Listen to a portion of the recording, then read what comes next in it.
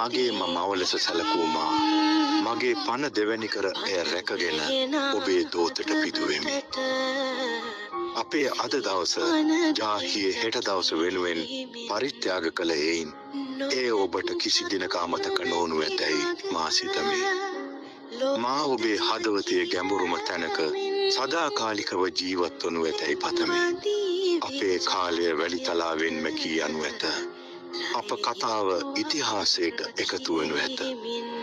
පුරදෙව්වර සේනා සහ